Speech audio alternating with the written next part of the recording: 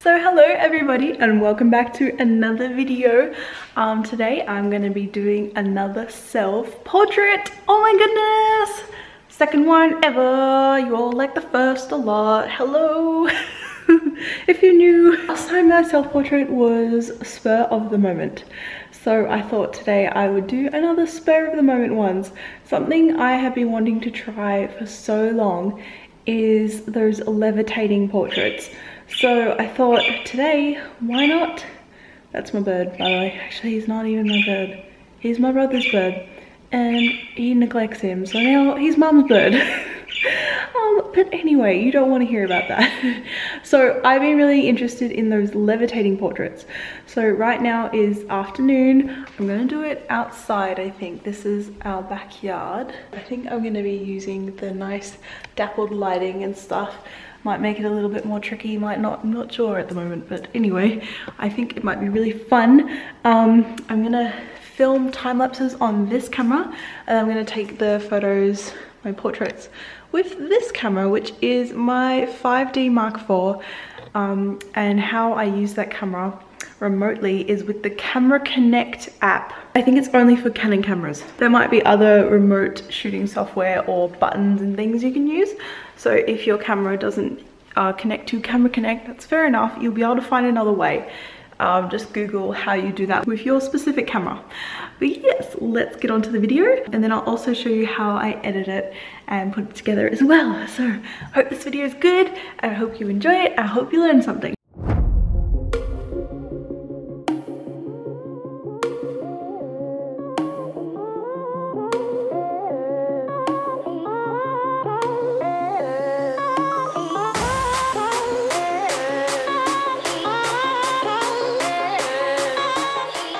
Just before we start editing the photos, I just wanted to show you guys Adobe Bridge. So I use Adobe Bridge to sort through all my photos and to mark the ones that I want to use or mark the ones that are my favorite images. As you can see here, I've marked a couple of them with 2 stars. These are the ones that I want to use. And then the ones with no stars are the ones that I know I'm not going to touch, so I don't need to worry about them. I've only picked 3 images for this photo. And I picked them because this one looks the most floaty. I have like a relaxed arm. I like the pose, I like the leg. And then I picked this image because I like this leg here. It's going to replace this leg, which is standing on the table. And then to get rid of this leg entirely, I need a blank base. So I've chosen this image. Alright, so now that we know what we're picking, let's get into Photoshop. Alright, now I'm going to open up these photos in Photoshop. So what I do is right click on them and open with Photoshop. There we go. And then as you can see, I've already adjusted some of these before they look like this. So I've slightly adjusted them to balance out the sky a bit more, make them a little bit darker. And then I just shift selected all of them and I synced them all. So you press OK and then they all get the same effects on them, which is good if you're trying to make a couple images into a seamless image, because you kind of need them all to be the same. Like if this leg that I'm going to be putting on this image was too light or too dark, it would look weird. Also, something handy to know is lens corrections. So if you go into your lens corrections in Camera Raw, and like I always check this. So basically it takes whatever lens distortion your lens made and it gets rid of it. Okay, let's open the images. We've opened up our images in Photoshop. I'm going to use, it was this one as the main file. So what I'm going to do first of all is I think I'm going to put this image on top of this image and I'm going to erase the leg. How I'm going to do that is I'm going to use the move tool. I'm just going to click and drag up into this file. I'm going to center it on top of the image and then we're going to see how it looks. So I mean, that looks pretty good. The clouds have moved a little bit. To start the masking, we can click down here, add layer mask. Okay, so we've added our layer mask and now I'm going to press on the keyboard Command I or Control I if you're on a PC, and that's going to make our layer mask black, which means I can use the brush tool here, or you can press B on the keyboard. Make sure it's on white and then just erase that leg. It's pretty cool. I don't know how much to erase at the moment, so I'm going to play it safe. You can press X to swap between the black and the white. So for us at the moment, because I've made it inverse, the white is painting on the blank layer and the black is filling it back in. Okay, so there we go. That's what I'm going to do for now. And now we're going to go into this image where I'm going to use this leg, and we're going to use the move tool again. I'm going to click, we're going to drag it in, and we're going to center it. There we go. Now, how does that look in comparison? So, not very good. I definitely want to line up the body a bit more.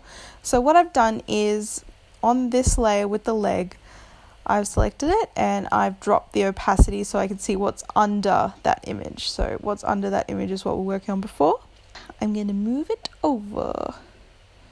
So I think my butt sort of lines up there, doesn't it? Anyway, we can tweak it. Once again, select this layer, select the masking option, select, should we select inverse? I guess, yep, inverse it. And then, oh, don't click on that. Click on the mask as always. Get out your brush with the white selected and just go over it. So there's my butt, as you can see. Then we're going over it. We're finding my foot. Alright, now this is looking pretty good, but it also looks bad because you can see like the other leg in it.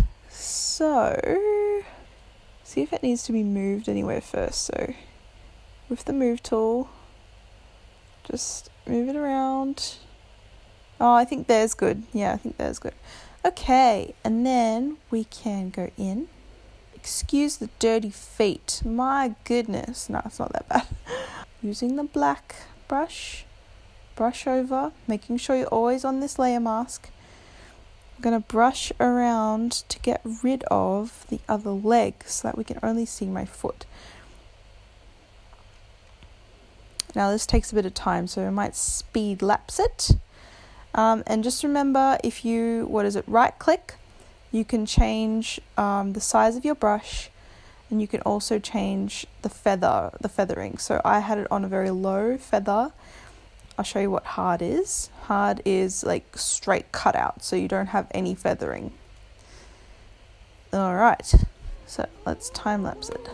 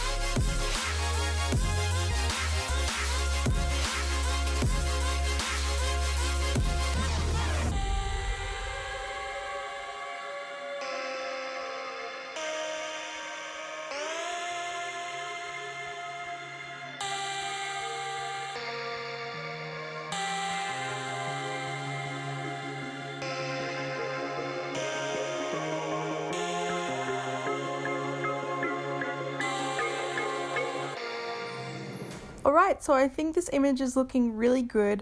I finished masking it in Photoshop, and I hope it was easy to follow along. So once I was done with Photoshop, I saved it as a JPEG, and then I opened it into Lightroom because I just want to keep a handle on both softwares because I think it's really important to know both of them. Lightroom's really good for batch editing, and Photoshop's really good for like fine-tuning things and like masks and stuff like that. With editing this photo, I'll show you what I came up with. This is going to be my final edit. I'm probably not going to show you guys how I color it exactly, but with this image I just thought it was such a whimsical kind of feeling that I really just wanted a purple sky, and then with the purple sky I sort of found that my red hair didn't look that good, so I made it kind of pinky. All the blacks are faded, all the highlights are a little bit faded, as you can see here on a histogram. Like, we don't have any true blacks and we don't have any true whites either. For this I actually did start with a preset. I used this one right here. It was the ViscoFilm 5-pack, the Canon one. And yeah, so you can start with that if you want.